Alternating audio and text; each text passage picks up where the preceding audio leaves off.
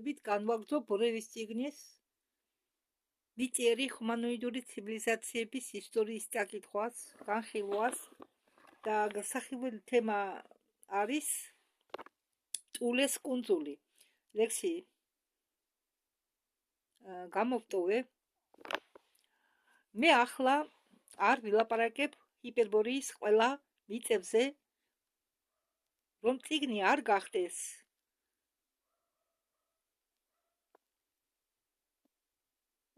წიგნი არ გასკელდეს, არ ვილაპარაკებ ზღაპრულ ქალაქების არცებაზე, გრენლანდიაზე,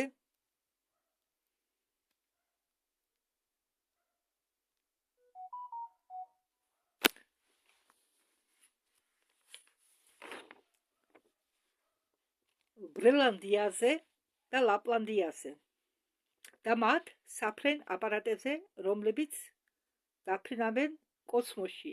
არც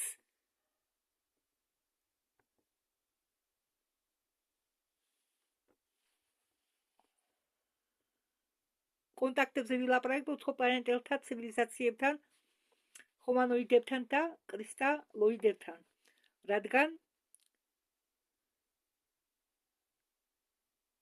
ისტორია ტულეს კუნძულისა ტიპიურია სხვა კუნძულებიდან და არქიპელაგებთან ჰიპერბორეისა. როდესაც ტულეს უძველეს მიწაში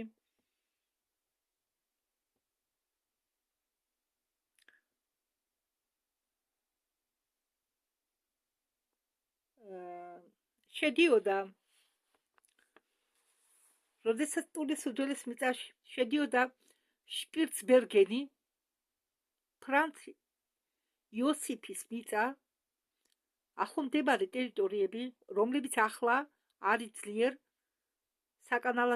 საკანალიზაციო ლუკი, ანუ ჩაძირულია, რომლებიც ძლიერ მისვარყულია ყინულოვან ოკეანის ფსკერზე. მაგ დროს ეს მსუყე ბაზალტის და მაგნიტური საბადოების ნაკვეთი სქლად დაიფარა მარადმწვანე დინოზავრებითა და გაუვალი ლემურიიცებით. მაგ 1,200,000 წლის უკან აქ მოვიდნენ წითელკანიანები, რომოახალები და წაართვეს შავ აბორიგენებს კუნძულის ნაწილი, თავიანთი შამანური სიმღერების და ლეგენდების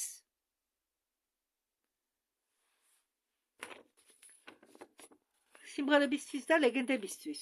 თან მოსულებმა ბიოლოგიური იარაღის დახმარებით დაიპყრეს მთელი კუნძული.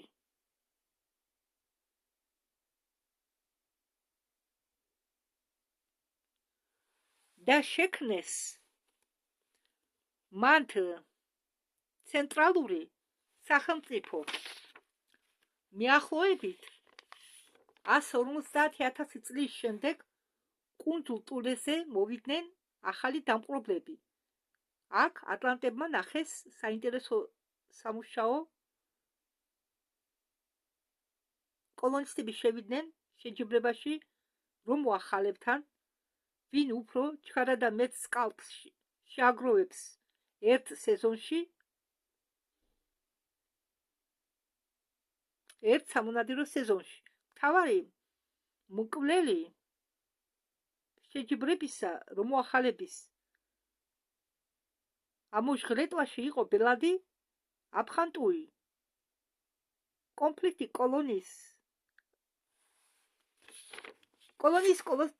კოლონისტებ და რომოახალებს შორის მიმდინარეობდა ცვალებადი წარმატებით და არაერთი 1000 დღე და ღამე. ესე იგი, რომოახალები ყოფილა წითელკანიანები. ხო, გავიხსენი, არ მახსოვდა. რომოახალები ეკუთვნიან ატლანტების ქვერასას.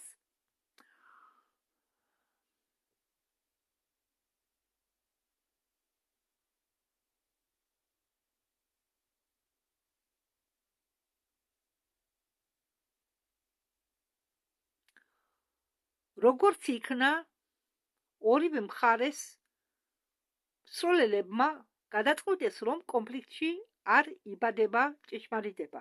მაშინ ტულეს სახელმწიფოები, რომ ახალებისა და ტლავატლებისა ერთმანეთს შორის დადეს მარადიული მშვიდობა. ეს იყო ზღაპრული დრო, როდესაც სარკეები ახალგაზრდა ზღვებისა იყვნენ ახალგაზრდა და მხიარულები ისე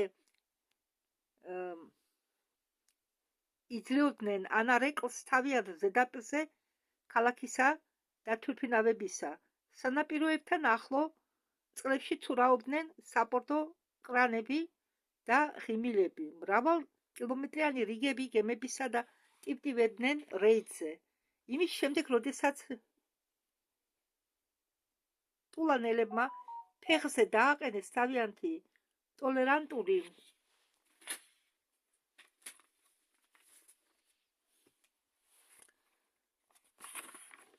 სახელმწიფო, მათ თავს დაადგნენ ახალმა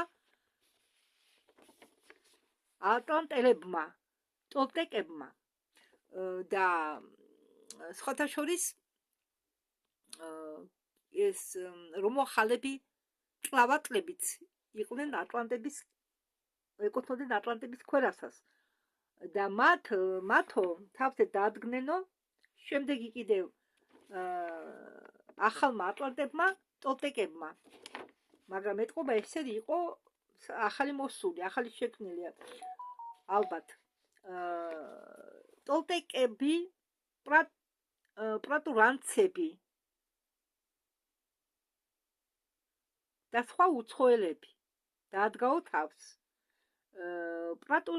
პრატურანცებიც ატლანტების რასის ქვერასა იყო. იქ 7 ქვერასაა, თუ ზუსტად მახსოვს მე. ხო, 7 რასა და ახლა შევეცდები გავიხსენო და ჩამოვთვალო ეს 7 ქვერასა. რომოაქალები, ტოლტეკები, ტლავატლები, პრასემიტები, ლემურიცები,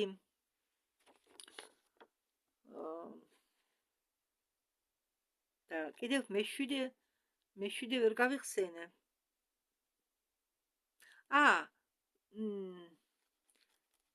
თუ დაიწყება ტურინელები, მოიცადეთ. ტურანელები გამახსენდა. ტურანელები, ლემურიცები, ტურანელები, რომოახალები, ტლავატლები, ტოლტეკები, პრასემიტები,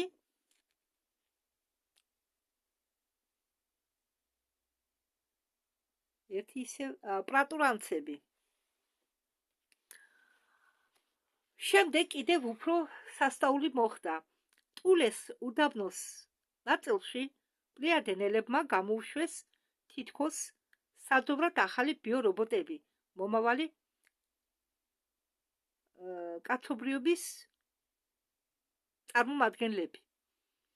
აი ზუსტად ის მომენტია, როდესაც პლიადენელები მონღოლოიდურ რასას ქმნიდნენ და შექმნენ ორი ვარიანტი საკონტროლო ერთეულები, 5 თითიანები და 6 თითიანები.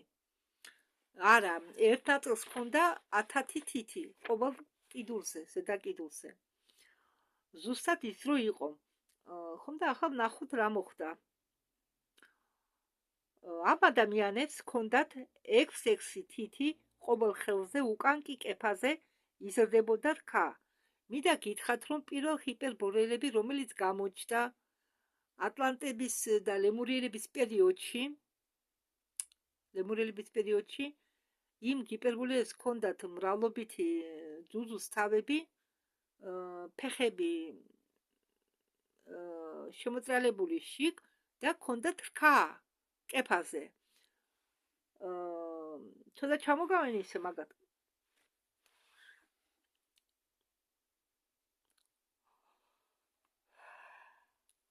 ბიორობოტებს ჰქონდათ ძალიან ძლიერ განვითარებული ფსიქიკური ძალები.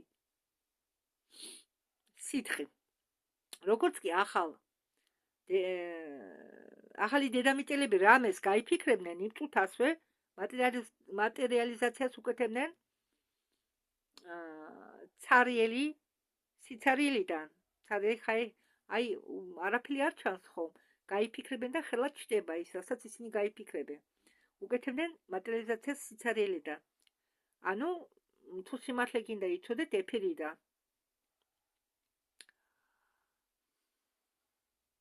სუბუქი 6 თითის წყაპუნით და ხაერიდან სუბუქი სტვენით მატერიალიზდებოდა რასოკლელებს სიმბოლურად შოკოლადის ბატონი. ქარხნის ჯადოქრები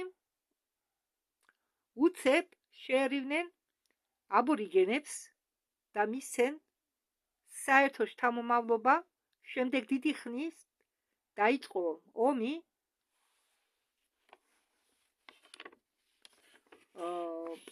ჩინეთის იმპერიასთან.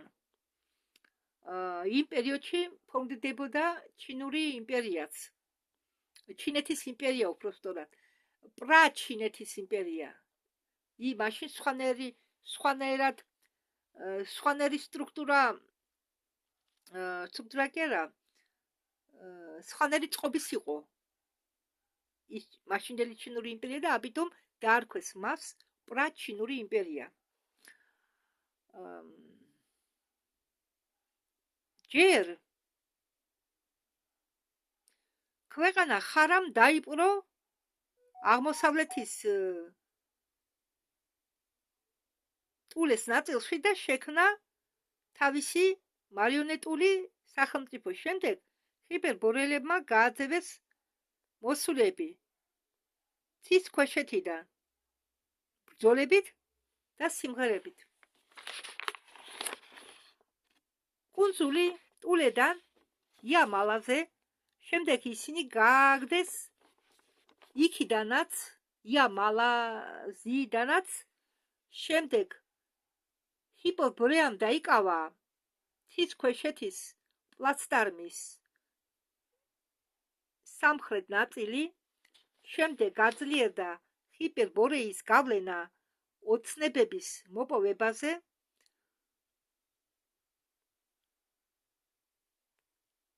პლანეტარული ავასები ერთი ბარიელ ფენტეზიზე დაეცა დასაშვებზე დაბლა.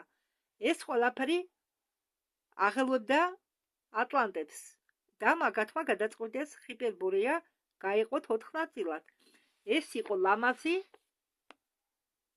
ტერმოატომური ომი ორ სახელმწიფოს შორის. ამ კონფლიქტის სტრატეგია და ტაქტიკა შევიდა მოგვიანე ატლანტიდის სამხედრო საგნებში.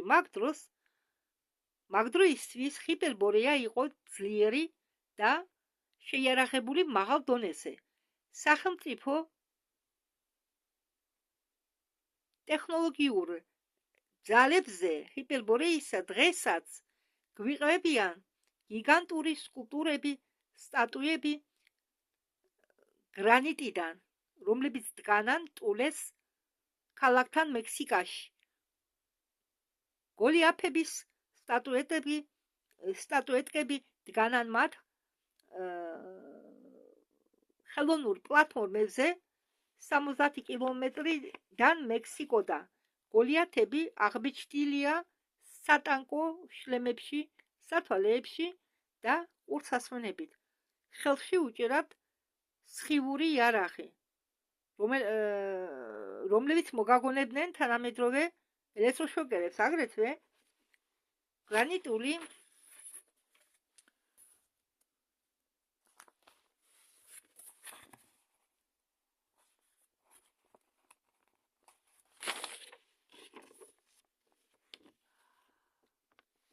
პატინკები ძირის გარშემო დამონტაჟებულია კბილიანი ბორბლებით. ისეთი წარმოდგენა შეგვექნება, რომ ამ ბორბლებს აცმევენ სატანკო თითქოს აცმევენ სატანკო მუხლუხოს. ბევრი არტეფაქტები, რომელიც აღმოაჩინეს დღეს იამალაში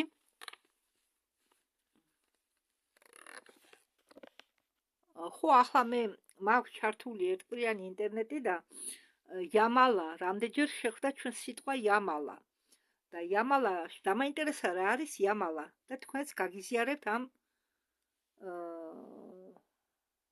ინფორმაციას.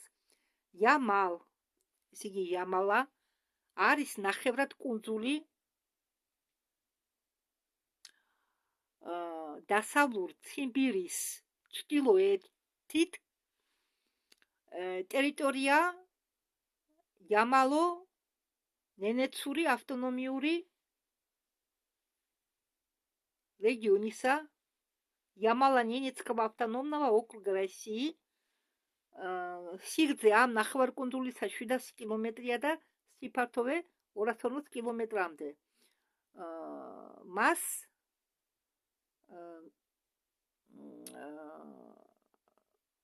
ეხება ასე ვთქვათ ის Карское, да, омывается Карским морем и Обской губой. Карское море, видите, Карский зва. Да, Оббейс баги, Обская губа. დღეს იამალაში მეტყოლებენ იმაზე, რომ ჰიპერბორეელებს ჰქონდათ თავიანთ გაკარგულებაში ფანტასტიკური იარაღი. ომი ატლანტეთთან იყო გარდაუვალი. იმისიც რომ არ დაეკარგათ ცოცხალი ძალა და ზღაპრული ტექნოლოგია კონტაქტურ ბრძოლებში სამხედრო კომპანიის დასაწყისში ატლანტებმა გამოიყენეს გეოფიზიკური იარაღი. გეოფიზიკური იარაღი.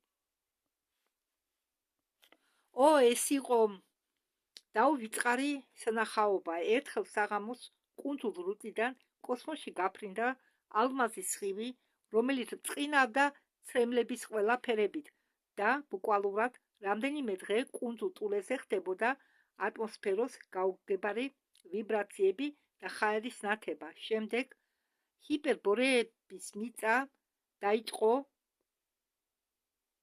ჩაღუნვა და კანკალი და ჩაიძირა ზღვის წყალში. კუნძული ტულე იძირებოდა ნელა, ამიტომ პრასემიტებს მოუწიათ არაერთი წყალბადის ჭურვების აფეთქება, რომ აიძულათ ჩრდილოეთის მაცხოვრებლები დროზე დაეტოვებინათ მშობლიური ადგილები და გადასულიყვნენ შავ ზღვისაკენ. შემდეგი თემა არიების სამი განშტოება.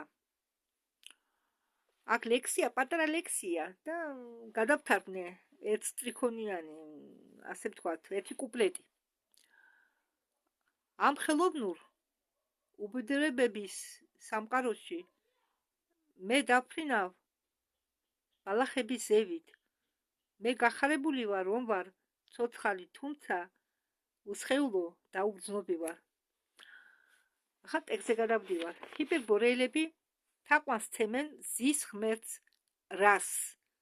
აქ კიდევ ერთხელ შევხვდით ჩვენ რას. და კიდევ მინდა შეგახსენოთ, რომ არსებობს ცივილიზაცია რას. ეს არის ცივილიზაცია, რომლებსაც ფიზიკური სხეულები არ გააჩნია და რომლებსაც არ ბატონობს დრო და ამ ცივილიზაციამ ჩვენ გადმოგცა მასალები, რას მასალები, ანუ ერთის კანონი, რომლის მიხედვით ცხოვრობენ კოსმოსში. ვისაც უნდა იცხოვროს ჰარმონიულად ბუნებასთან, კოსმოსის ენერგიებთან. მაგრამ დედამიწაზე არ იყო მაშინ მასე არ ხდებოდა, იმ კანონით არავინ არ ცხოვრობდა და ეს ცივილიზაციაც ცდილობდა ეს მასალები, ანუ ერთის კანონი დაიმკვიდრა დედამიწაზე. ხო და რადგან ჰიპერბორეელები სცემდნენ თაყვანს ამ ღმერთს რას. როგორც მე თქვენ გითხარით, ღმერთები ბევრია, მაგრამ მთავარი ღმერთის შექმნელი არის აბსოლუტი ერთი და ეს მრავალი ღმერთები არის ყველა ჩვენც ვართ იმ აბსოლუტი შექმნელის შვილები. როგორც თქვენ გითხარით, უცხო პლანეტელებს უწოდებენ განვითარებულ ძლიერ ენერგეტიკულად განვითარებულ არსებებს უწოდებენ ღმერთებს და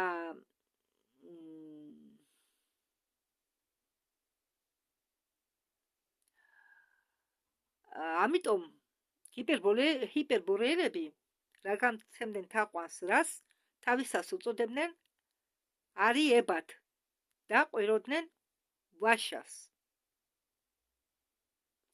მაგრამ რუსულად უფრო ჟღერს ურა რა რადგან ცემდნენ თაყვანს რას ისინი ყოველ ბრძოლის წინ ან რამე ღონისძიება თუ იყო ყვიროდნენ ურა არის თან რა არის მათი ზის ღმერთი რომელსაც ისინი ცემდნენ თაყვანს ხო და ესე იგი რასთან პირდაპირ გადათარგმნით ურა ნიშნავს რასთან რადგან არის თან მაგალითად ურიკი მდინარესთან უგორადა нет не угорода უჯერევა ხესთან ან ხეს აქვს გააჩნია ხა წინადადებებს ხო მაგრამ ქართულად ითარგმნება როგორც ვაშა ეს იყვნენ მაღალი დიდ თვალებად და თეთრკანიანი ჰუმანოიდები ნაცრისფერი და მოწითალო თმებით თავზე და ცისფერი თვალები ცისფერი ფერის თვალის კაკრებით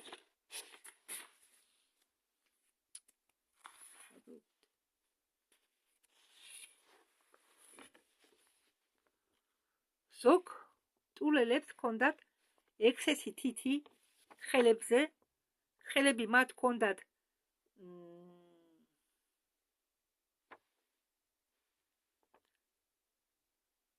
გამათბობლებით რომელიც ადიოდა პერიკარდის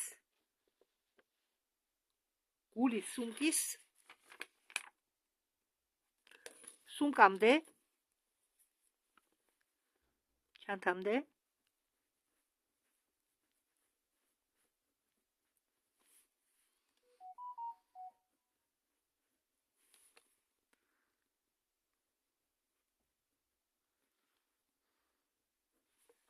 სადაც დევს გული და ამ პერიკარდა ეს გული ამ პერიკარდში მოძრაობს სითხეში პერიკარდში საცხა მიახლოებით 3 მილილიტრის სითხე დევს რომ გულმა ადვილად იმოძრავოს იმუშაოს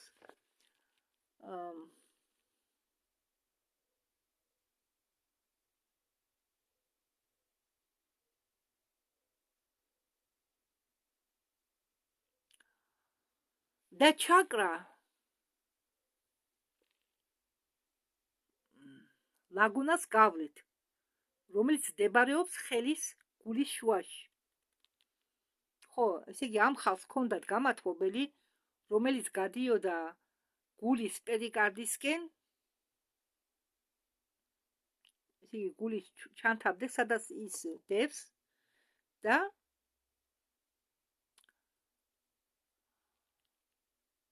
ჩაკრა ლაგუნას გავლით რომელიც განლაგებულია ხელის გულებზე ეს იმისთვის იყო რომ მოხერხებული ყოფილიყო მუშაობა ჩრდილოეთის კლიმატში თქმულებებში და მითებში ევროპის ერებში შერჩა ხსოვნა არიების ბევრი ემიგრაციის ტალღებზე ჩრდილო მიწებიდან მე გამოვყოფ მხოლოდ 3 მთავარ დინებას ემიგრანტებისა კუნძულ ტულედან პირველი ტალღა იყო 1500 წლის უკან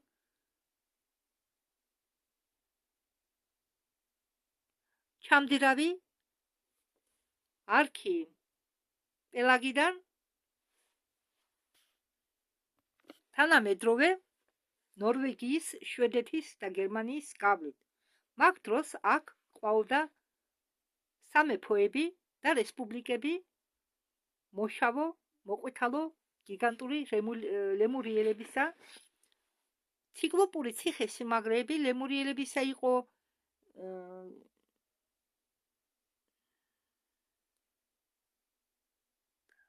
დაბომბილი ტუნელების მძიმე ავიაციით, აერიანი ხელის ყუმბარებით, დაბომბილი დააყარეს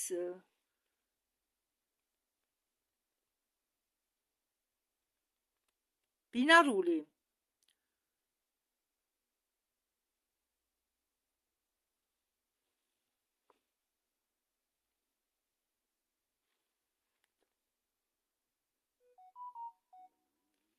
ჭურვები და ვარშავის შეზახილებით და შტურმით გადარცული და დამწვარი ქალაქი აიღეს და ვინც გადარჩა ნეგროიდული ტომებიდან გამოგდებული იქნენ ევროპიდან აფრიკაში. შემდეგ 13,000 წლის უკან ევროპაში მოცურდნენ ატლანტები თავიანთი კუნძულიდან, სადაც ვულკანებმა ამოაფრქვიეს და რასაკვირველია ისევ ომი დაიწყო. იქიდან გამომდინარე, რომ ატლანტები იყვნენ უკეთ შეერაღებული ცეცხლით და სხივებით, პოსეიდონელებმა დაიყვრეს ჰიპერბორეელების ქალაქები ერთის გარდა. უდელესი ქალაქი აფინები. განადგურდა თეთრი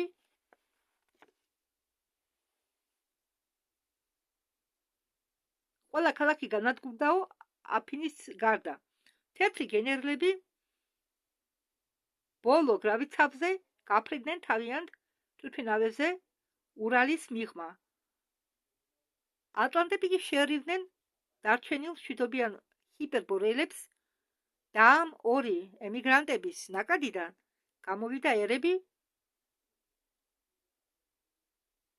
დასავლური ევროპისა.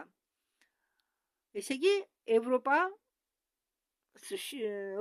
ევროპაში დასახლდნენ ჰიპერბორეელების ატლანტების სამმავლობა. მესამე კი მენიუში არის კომფორტი ხოლმე. ამიტომ ჩვენი უფროსი ძმების პროგრამით დედამიწაზე იყო წარღვნა. ცის გეგმის თანახმად 12,000 წლის უკან.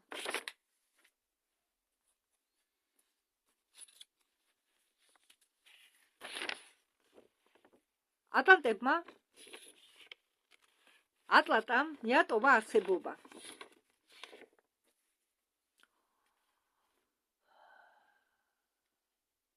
სამ განსომილებიან სივრცეში.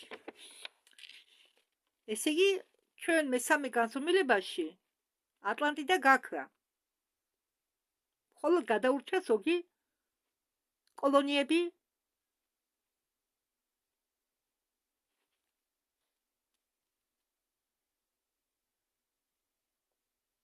ატლანტებისა და უზენაესარი ჯარი, რომელიც იყო განლაგებული თანამედროვე შავი ზღვის ფსკერზე. სხვადასხვა მაშინ შავი ზღვა არ არსებობდა. არსებობდა ტბა.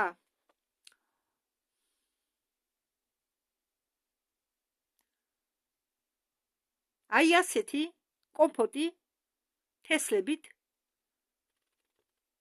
მოხდა.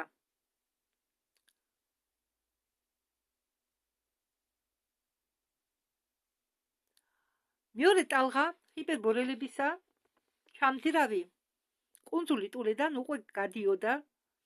ავტომობილების და სატვირთო მანქანების კოლონია გაემგზავრა თანამედროვე ფინლანდიის პრიბალტიკური სახელმწიფოების და აღმოსავლური ქვეყნების ვიტებით. 10,000 წლის უკან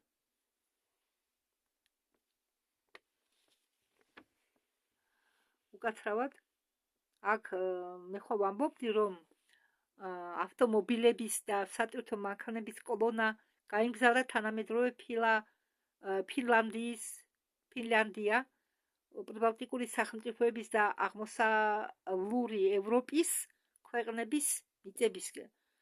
1000 წლის უკან დღევანდელი ბულგარეთის, რუმინეთის, საქართველოს და უკრაინის ადგილებზე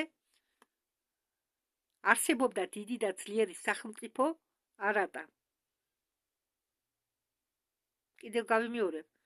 დღევანდელი ბულგარეთის, რუმინეთის, საქართველოს და უკრაინის ადგილებზე არსებობდა დიდი და ძლიერი სახელმწიფო არატა. ეს იყო კოლონია ატლანტების სკლავა ტბებისა, აგრეთვე სოფიური და ეკონომიკურად ძლიერი, როგორც ეგვიპტე. ესე იგი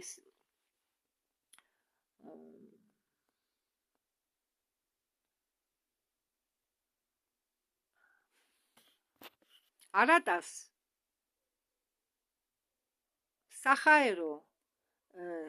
სამხედრო ძალები ერთ საზაფხულო კომპანიის დროს მოიგეს ბრძოლა შავი ზღვის ცისთვის და შეაჩერეს რადიაციული ტალღა არიელებისა, რომლებიც მიემართებოდნენ ერაყის მიმართულებით.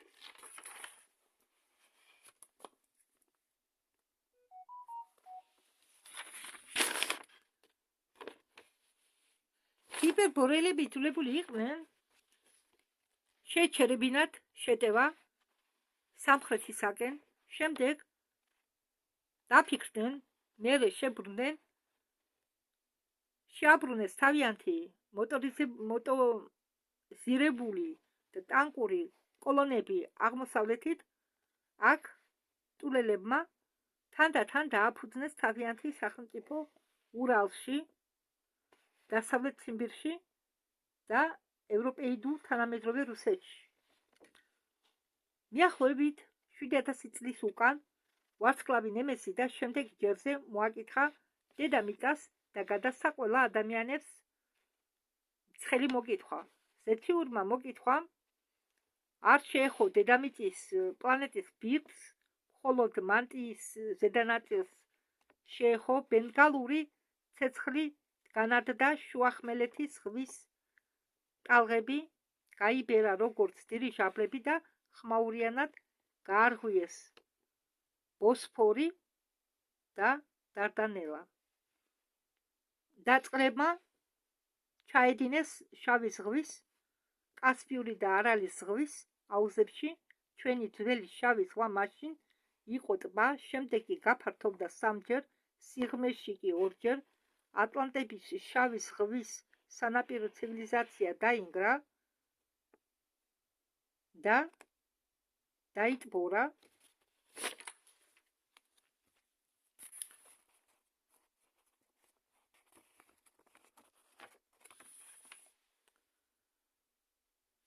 პირით მისგან დარჩა 7 პირამიდა სფინქსი, და სფინქსი, რომელიც მდებარეობს ყირიმის მთების უკან. ახლა ამ პირამიდაზე მოგიყვებით დაწვრილებით. ხო, ყირიმის მთების უკან მდებარეობს თურმე კი არა, ნახსენებია წინათ კიდე. ყირიმის მთების უკან მდებარეობს 7 პირამიდა და 1 სფინქსი. ხო და ბორეები ახლა ყვება ამ პირამიდებზე დაწვრილებით. ერთხელ 2002 წლის ივლისში ჩვენი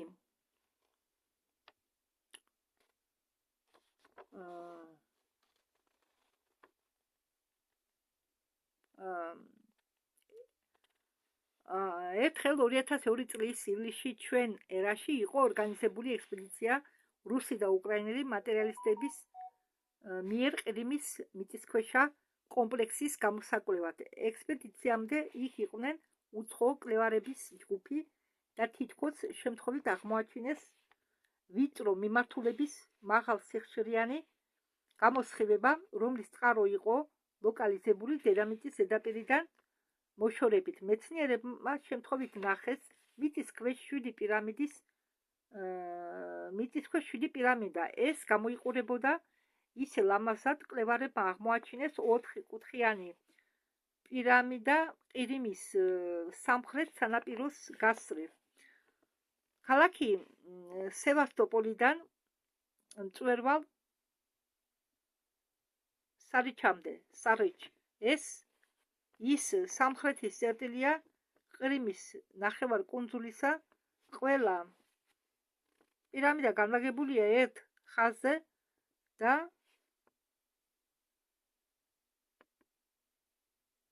ერთნაირად არიან ორიენტირებულები სივრცეში და დროში ჩრდილო-დასავლეთის მიმართ.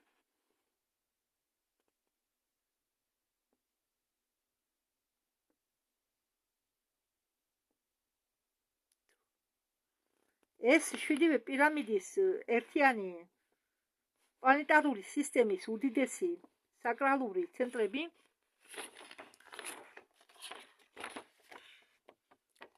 განლაგებული არიან ხაზზე, რომლებიც აერთიანებს ტიბეტურ პირამიდებს, ინგლისის სტოუნჰენჯს და კუნძულ პასკას.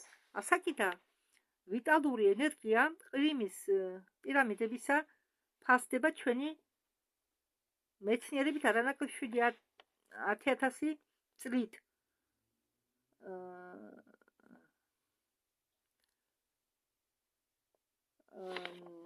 არანაკლებ 7-10 წლეულობით ალბათ. ხო, არა შემოკლებით მაქვს დაწერილი. ახალგაზრდებს გონიათ, რომ ყველაფერი უკან რჩება. ძველებს პირიქით გონიათ, რომ ყველაფერი წინ არის, ამიტომ სინამდვილეში პირამიდები ორჯერ საშიშია და უძველესია, ვიდრე მოეჩვენათ მეცნიერებს პირველი შეხედვით. ყველა ყირიმის პირამიდები არის სიმაღლეში 45 მეტრი, სიდიდეში გვერდების სიგრძე კვადრატული ფუნდამენტისა შეადგენს 72 მეტრს. გამოდის, რომ ის, რაც მეცნიერებს მიერ არის შემჩნეული უმრავლესი პირამიდისა, რაც აღმოაჩინეს მზის სისტემის პლანეტაზე, შეფარდება ფუძეს გვერდების სიგრძესა, სიმაღლეს და უდრის კოეფიციენტს ოქროს ხაზისა 1,6 მიართედი.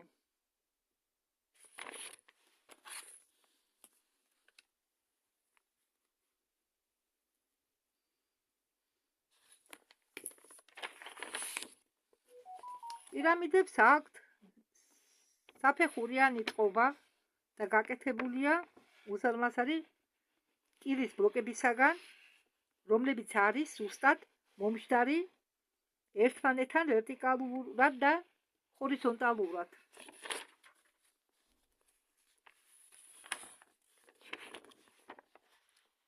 პირამიდის კენწეროები იმყოფება რამდენიმე მეტრში ზედაპირიდან. თვით ნაგებობები განლაგებულია გამოქვაბულის ჯიბეებში, რომლებიც იმეორებენ მათ პირამიდალურ კონტურებს. გვერდით ყირიმულ პირამიდაზე მეცნიერებმა აღმოაჩინეს კონსტრუქცია, რომელიც მოგაგონებდნენ ქვის სარკეების ან არეკოს, რომლებიც როგორც ნაკლებად შესწავლილი ტიბეტური პირამიდები შეუძლიათ გავლენა მოახდინოს სივრცეზე, დროზე. მეცნიერებმა რუსეთიდან და უკრაინიდან აღნიშნეს დროის სლელობის შეცვლა მიწის ქვეშ და მაგიდასთან, სადაც ისინი იჯნენ და საუბრობდნენ პირამიდის გვერდით. დრო თითქოს შეიკუმშვა და გაქრა, რაც საინტერესოა ყირიმის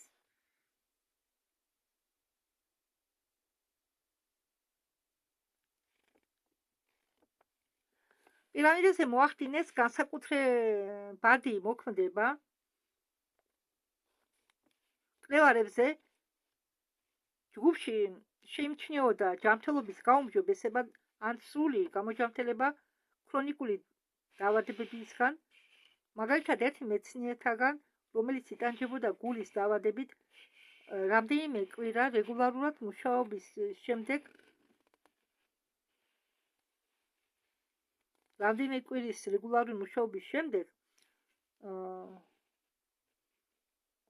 პირველად თქვა ვარი მედიკამენტებზე და რაც უცნაურია პირამიდული კონსტრუქციები და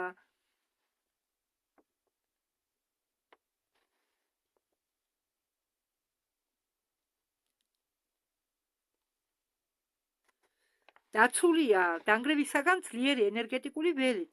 ჩვენ მეცნიერებმა, როდესაც დაიწყეს კედლის წეხვა, რომ გასულიყვნენ პირდაპირ, რომ გამოსხივება პირამიდამ ისე გააძლიერა, ამ დროს, როდესაც წეხავდნენ, პირამიდამ გააძლიერა თავისი გამოსხივება. ველი გაძლიერდა დაცვის ველი. რომ წყობიდან გამოვიდა ხელსაწყოები, ფუჭდებოდა ლენტები და ფარანების ბატარეიკები მიწის ქვეშ ჯდებოდა წამებში, რუს მეცნიერებს დაეწყო გულის რევა, დიარეა, თავის ტკივილები, ყველა დადიოდა თითქოს დილში, სწორ ადგილზე ბორციკობდნენ და მიწაზე ეცემოდნენ, ამიტომ სამუშაოები კედლის გარღვევაზე ზუბილებით ჩერეს და გასაიდუმლოეს. 2 წლის შემდეგ პირამიდის შეჭრის მცდელობის შემდეგ ყველაფერი ნორმაში მოვიდა, პირამიდამ შეწყვიტა ხალხის წამვირება და ისევ დაიწყო მეცნიერების მკურნალობა და ჩვენი გახარება, მაგრამ ეს იყო შემდეგ, შორეულ 2002 წელს. ახლა კი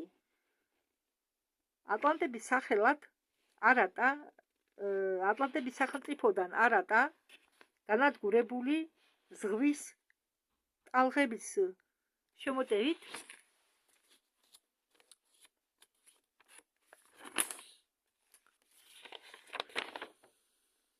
დასუსტებული მიწის ძვრებით და ცუდი ხასიათით მოემზადნენ ჰიპერბორეელების ესკადრილების და მათი მძიმე სატანკო კორპუსების შესაჩერებლად, რომლებიც მისწრაფოდნენ სამხრეთისკენ, როგორც პოლარული ბატები მდინარეებს შორის საშემოდგომო სიცივეების დადგომასთან ერთად.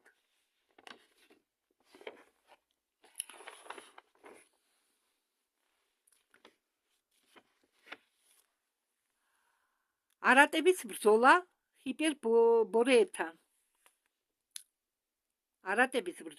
ჰიპერბორეებთან. აქაც პატარა ერთკუპლეტიანი ლექსია, თუ გამომივიდა, ლამაზად თარგმნა არ ვიცი. მეგობრებო, ყირიმში როგორც ქოთანში ვართ, მაგრამ ადამიანებს არ ესმით. დედამიწაზე რატომ კლავთ ჩვენ ერთმანეთს? ხო, ახალ ტექსტზე გადავიდეთ. შავი ზღვის წარღვნის შემდეგ სამხედრო წინა მდგომარეობა არატის და ჰიპერბორეებს შორის გადავიდა ახალ ფაზაში. უეცარი დარტყმით მძიმე ბომბ დარჩენებით ჩრდილოელების მხრიდან გაასწორეს მიწასთან ფორტიფიკაციური გამაგრებები ატლანტების და 1000 ბრონირებული ტუნელების მანქანებმა გადაკვეთა საზღვარი სამხრეთ მეზობლებისა. პირველი სატანკო ბრძოლა მოწინააღმდეგეებს შორის შედგა რაიონში, დღევანდელი კურსკის რეგიონში. დიდი ბრძოლები ყოველთვის ხდება მაგნიტური ანომალიების ზონებში ან პლანეტის ასტრალური ჩაკრების ზონებში. სასაზღვრო ბრძოლები ატლანტებისაგ გრძელდებოდა ცვალებადი წარმატებით 3 თვის განმავლობაში. ესე იგი, ბოლოს წინამდებობის დაწყების შემდეგ კურსკის რაიონში მაგნიტური ანომალიის ზონაში გენერალი კლარა სატანკო ჯარმა შეძლო ყრიმში შეჭრა. თანამედროვე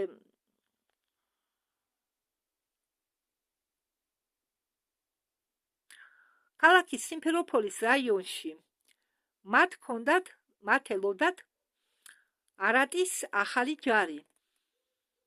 მოწინააღმდეგე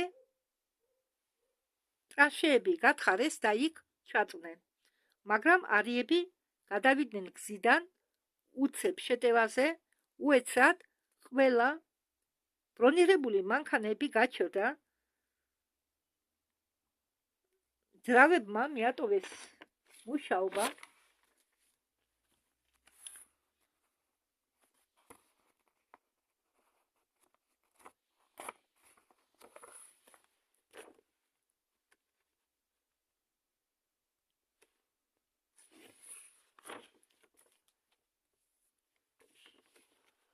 საწვავის დიზელური, ელექტრონული და მაგნიტური ძრავები გაითიშა და არ ემორჩილებოდნენ გენერალ კლარას ბრძანებებს. ატლანტებმა ამოიტანეს ტრანშეებიდან სხიური იარაღი და შვიდად დაწვეს ყველა სამხედრო მანქანები ჭრილოელებისა მეტალალომად. გენერალი კლარა დარჩენილი ჯარით გაიქცა სირცხვილით ჩრდილოეთისკენ. რა მოხდა სინამდვილეში?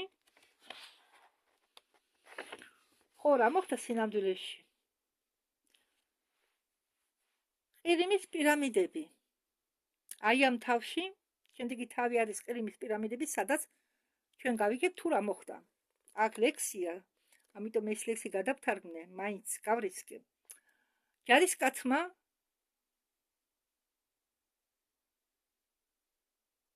მოწია და ქვაზე დაჯდა. ის ომიდან სოფელს დაუბრუნდა. არც მამები, არც დედები არ უძახიან სახლში მეობას, ქვეყნის დამცველს. საბავშვო სარწყავიდან წვიმა მოდის წამების სახით. ცარიელ სოფელში ძველი დროიდან ვიღაც გადასახლდა და სხვაგან ვიღაც ქალაქში წავიდა. ჩამოიბეჭდა ჯარისკაცმა ომი კავკასიური. გამოიმუშავა მოგზო მანეთები, როგორც ზღაპრებში თქვენ ლამასმანებო გაქრით. ახლა ტექსტზე გადავიდეთ. თანამედროვე მეცნიერებმა დაადგინეს, რომ ყირიმული პირამიდებს აქვთ უჩვეულო ამობურცული თავთავები გრანებზე, ანუ გვერდებზე, სამკუთხედის ფორმით, სამკუთხედიანი პირამიდების ფორმით. ამიტომ მთელი კონსტრუქცია ანალოგიურია ტრანსკონვექტორისა მერკაბა ტიპისა. ამდაგვარი ტრანსკონვექტორები ჩვენ ქმნით მეცადინეობებზე ჰიპერბოლეა მედიტაციის დროს მოგზაურებისთვის დედამიწის შორეული წარსულში ან მომავალში. მერკაბის აწყობის ტექნიკა მე აღწერე წიგნში. გაცნობიერებული გამოსვლები სხეულიდან. ყირიმის პირამიდის წყობა იძლევა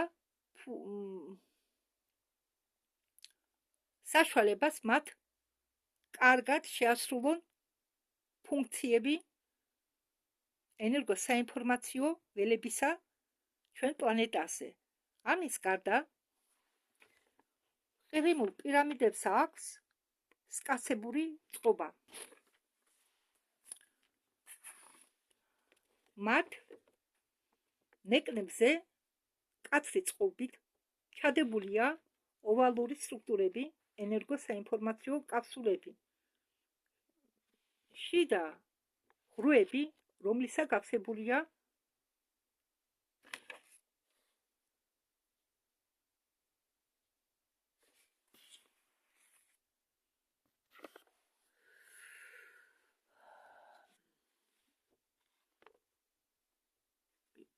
ამ კაფსულის შიდა ღრუბები, რომლისა გავსებულია ნახშირო ჟანგის აირით.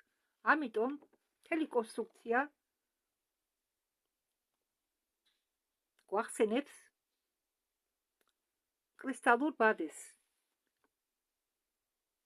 ფაქტიურად ეს არის გიგანტური ნახევრად გამტარებიანი ტრანზისტორები,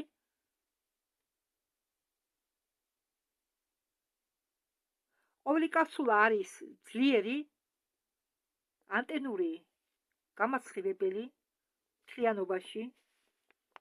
გამოდის, რომ ყოველი პირამიდა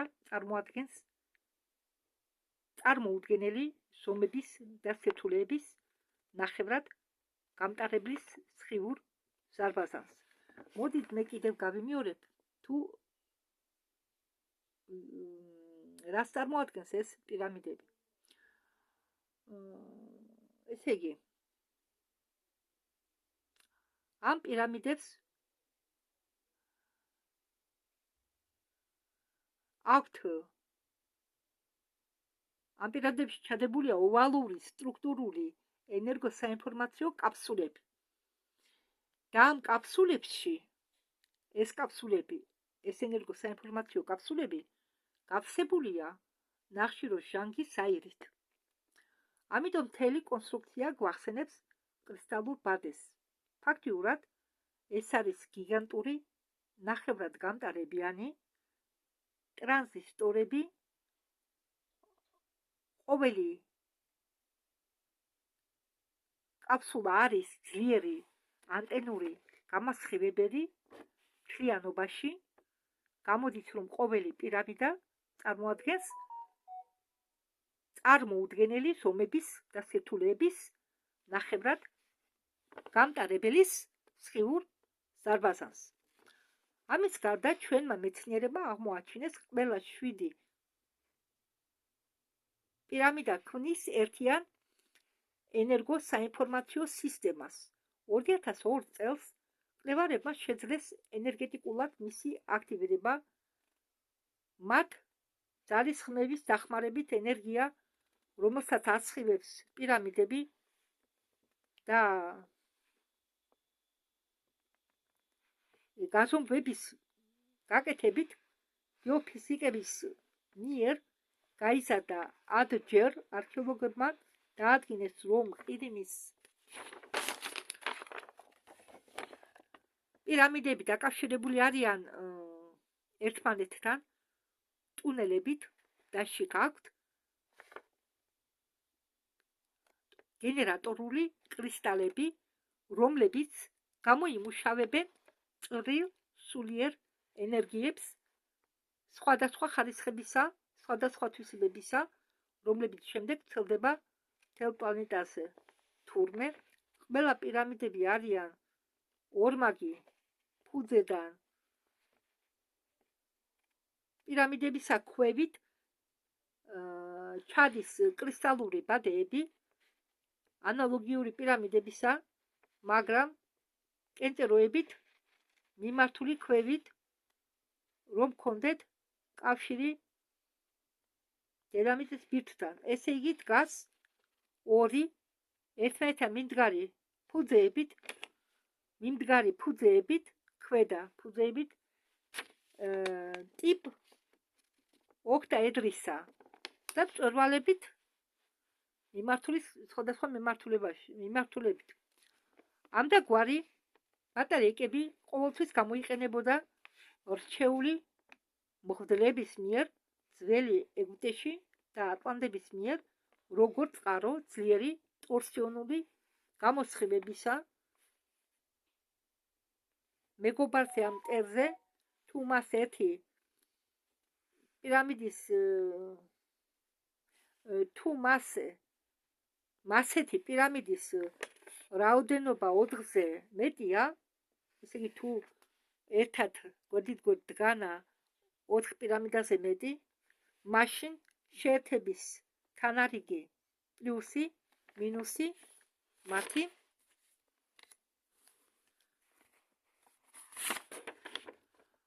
საერთო ველი ხდება დამანგრეველი ან სასიკვდილო სიცოცხლისთვის, როდესაც იმპერატორმა ხუან დი აშენებდა თავის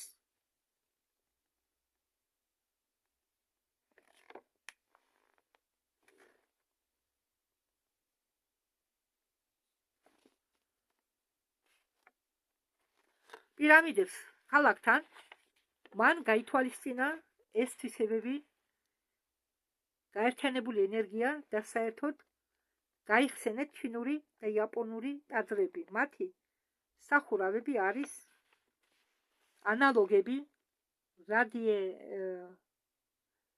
რადიესტეზიკური ბატარეიკების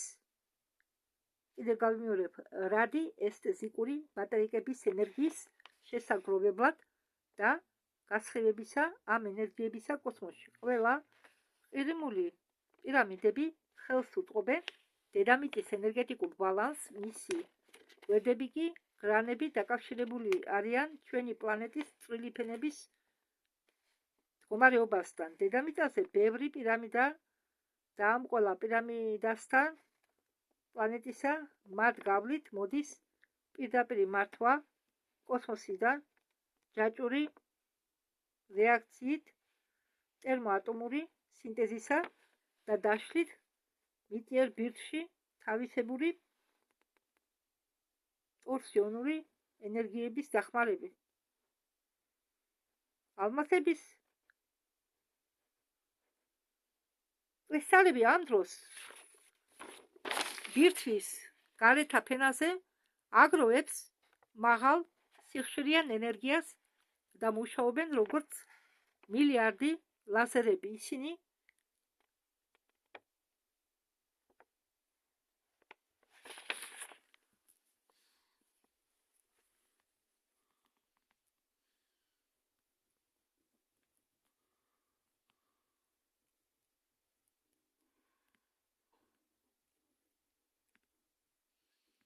იძლევიან ენერგიას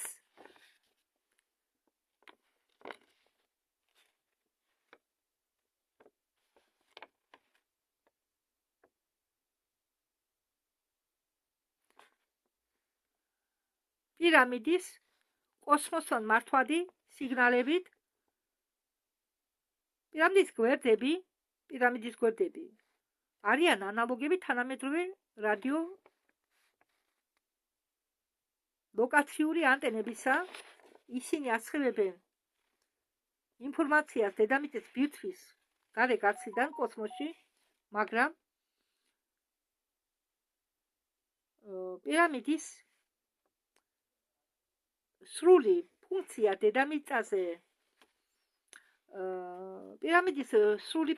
დედამიწისა ჩაითვება მაშინ, როდესაც საერთო კაცობრიობის ცნობიერება შეძლებს მიიღოს ეს ცოდნები. ამ ენერგოსაინფორმაციო და ტორსიონული დაცვის დახმარებით, რომელიც იქნება ყირიმის პირამიდის დახმარებით, ყირიმის ნახევარკუნძული არ იყო დანგრეული მრავალრიცხოვანი წყალწარღვნების და კატაკლიზმების დროს. ამ წვრილი ენერგიის ხარჯზე 7 პირამიდისა უკავიათ ახლა ყირიმის მთებს. ამ მთებზე მიჯაჭვულია, მიწეპილია და მიმაგნიტებულია მიმაგრებულია ყელი და სიმფეროპოლის და კერჩის მიწები და ყირიმის ნახევარკუნძული. წარმოიდგინეთ, ამ 7 პირამიდის დახმარებით გამომუშავებული ველით ამ პირამიდების დახმარებით ველი, რომელიც შექმნეს ამ პირამიდებმა, დაიცვა ეს ნახევარკუნძული, სიმფეროპოლი და კერჩის მიწები, ყირიმის ეს მთები, დაშლის საგან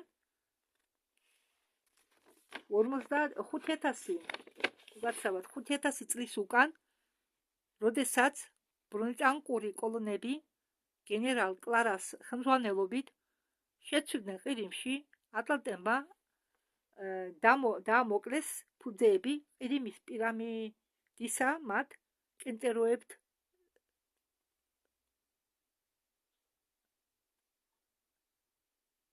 სქემით პლუსი მინუსი ძლიერი სხივი რადიოსტეზიური ბატარეებისა იყო ფოკუსირებული ბრძოლის ველისკენ. მასეთი სხივური შეტევების შედეგად არატის მხრიდან მაქნები და ჯარისკაცები არიებისა გამოვიდნენ წყობიდან და გატყდნენ. მაგრამ ეს იყო ატლანტების წარმატება. ნებისმიერი იარაღის წინ ჩნდება ანტიდოტი. 1 წლის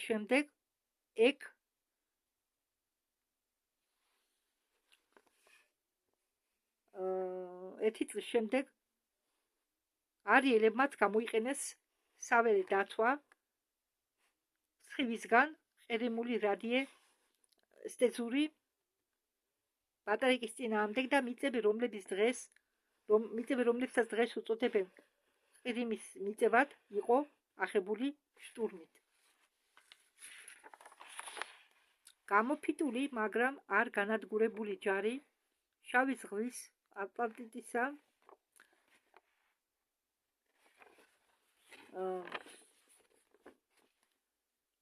და არ განადგურებული ჯარი შავი ზღვის ატლანტებისა ბრძოლებით დაიხია სამხრეთ. სისხლღრელი ბრძოლები მიდიოდა ყოველი ქალაქისთვის, ყოველი სიმაღლისთვის. შემდეგ ატლანტების დიდი ნაწილი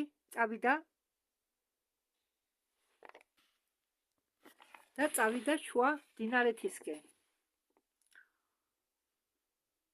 ეს ატლანტების დიდი ნაწილი. იქ გაქცეულებმა დაარსეს უდიდესი შუმერული ცივილიზაცია.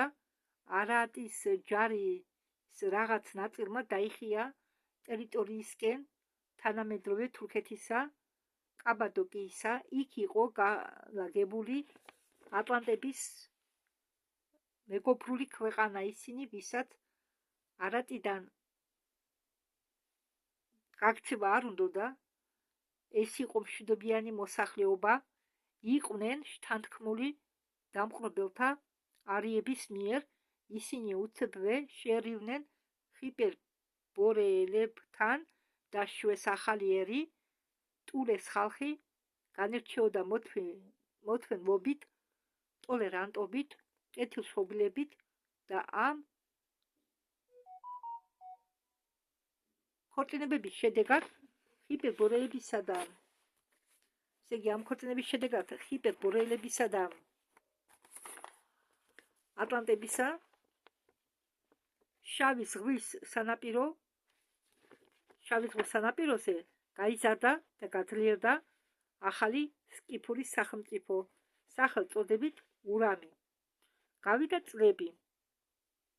დასვენების და იარაღის განახლების შემდეგ ჰიპერბორეელები გაემგზავრნენ კავკასიონის დასაყრობად. ამას ხელმძღვანელობდა ახალგაზრდა და ნიჭიერი გენერალი გორხა და ამაზე შევჩერდეთ.